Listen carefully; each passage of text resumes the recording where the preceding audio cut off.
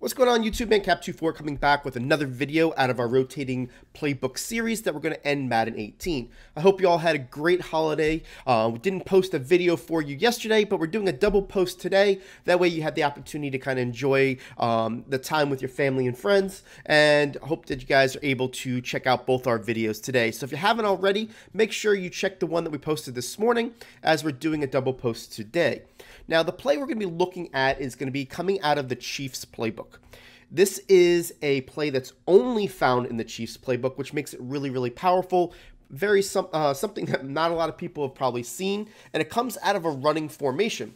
The play is called Weak Flood, and it's something that we can bomb every single coverage in Madden when it comes to stock coverages. It beats cover 2 over the top, cover 3 invert, cover 4, cover 6. It hits both sides of cover 6, so it doesn't matter if they're doing cover 6 where cover 4 is on the left, or if cover 4 is on the right, it's going to beat both of them. Just a really powerful play that we're going to want to be able to get in your playbook. Anyone that has any customs is definitely going to want to add this. Chiefs has got a really nice playbook anyways. If you want to kind of use it as a fun way of winding out Madden 18, you want to use this play. So let's go ahead and take a look at it and show you how this works. So we're going to start off on the left hash mark and go against cover 2. Every other bomb play that we're going to use is going to be on the right hash mark when running this stock. You can always flip the plays, but the rule of thumb is for the 2 wide receiver set side to be on the short side for cover 2, and then the wide side for cover 3, cover 4, cover 6, and all the other bombs that we're going to show you, okay? So what we're going to do here is we're going to take this B receiver, we're going to put him on a slant, and then we're going to take this Y. It's got a really unique route, and that unique route is really going to help us be a decoy and hold players in zones in order to get one-play bombs. We're going to motion him to the right. When we did that, the X went to the left. We're going to block our running back, and then we've got an option with this A tight end. You can leave him on that drag if you don't feel like they're going to be blitzing a whole lot of people. I usually will block him because I like to make sure that I've got enough protection. The worst thing, in my opinion, is having the player open and not being able to throw the bomb because your protection fails you. So I always err on the caution of making sure that I've got more protection than sending out more players. So you see we got cover 2 out there. Now I want to make sure that I make a mention that this is a really deep auto drop back. I personally don't like it as much to where I like to control my quarterback. I kind of like to have the feel of making sure that I've got the ability to move him left or right if I need to. So by doing that, all you have to do is while he's making a drop back, just hit your analog on the left stick basically to one way or the other just to kind of break him out of the auto drop back. So here we go. You can see I kind of break his auto drop back, get back. You can see that X is going to get over the top. You're going to throw it. Make sure you hold down X for the rack, and you're going to have a nice one-play score. I'm going to show you real quick and not even throw it what the auto drop back looks like, just so that you can see basically how this is going to go ahead and look, you know, if you do that auto drop back, because it does feel a little bit more stiff to me, but he does get a good amount of depth. So depending on how you feel about it, just make sure that you find what's most comfortable for you. So watch this quarterback. I'm just going to hike the ball and not press anything. See how he gets all the way back there and kind of does that little hop step and shoot. I'll just throw it because the guy's open and I had enough time. But you're going to see basically that auto drop back sometimes, depending on the pressure that you get, could hinder your ability to move in the pocket, okay? So that's how it works against cover 2.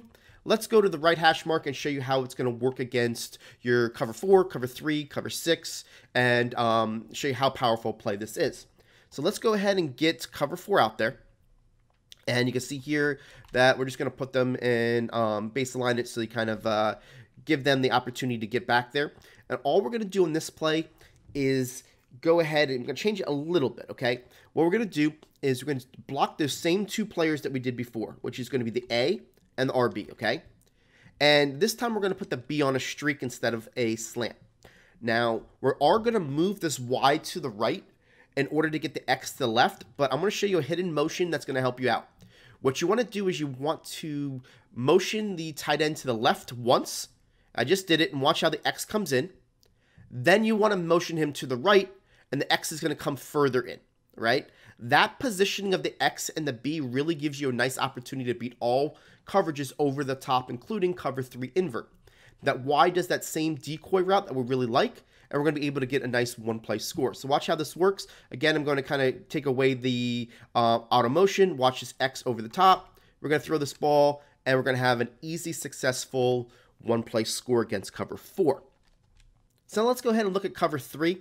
And with cover 3, I'm just going to show you the inverted because it works the same way against your traditional. So you can see these guys are inverted. Those guys are in deep halves. And what you want to do on this is the same thing we're doing on the right hash mark for all setups. Block both the A and the RB, motion the Y to the left once, and then motion the Y to the right. Okay, and then make sure that you put the B on a streak. I do like on inverted coverage to stay in the pocket or drift a little to the left to make sure that our throwing lane goes from left to right in order to make this an easier throw. So here I'm going to kind of let this cut off the play, the thing, get to the left a little bit, and then I'm going to bomb this over the top to the right, and you can see how well this is going to work. And this really gives you a nice holding of that right cornerback due to that Y route when we move him to the right. I'll show you one more time on cover 3 just to make sure you see that it is very consistent on the inverted coverage. Again, block A, block RB, Y to the left once. Once he settles, go ahead and motion Y to the right, and make sure we're putting the B on a streak here. Again, go ahead, kind of cut off the auto drop, go in. I'm going to step up in the pocket a little bit. And you can see here that this is going to be one of those inverted bombs that, because of that really special route by that tight end, really holds that player.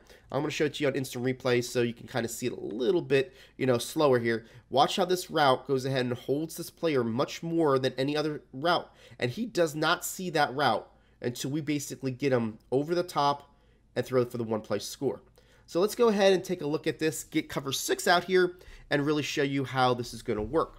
So now that I got cover 6 all queued up, I want to make a mention that we got the cover 4 side on the left, cover 2 on the right. Because the next example, I'm going to flip-flop them where the cover 4 will be on the right, so I can show you how it beats both sides no matter what they're in when it comes to cover 6. So we're going to do the same setup, and we're going to make sure that we get everything to be exactly the way we did it for the other bombs. Move this guy over, and you can see that we moved him twice. We moved Y to the left, then to the right, and we had the B on the streak. Here we go. We're going to kind of cancel out that motion by the quarterback. You can see the X going over the top. Throw this ball, make sure you rack catch it, and you're going to get yourself a one-play score opportunity. So now let's get cover 6 out there again.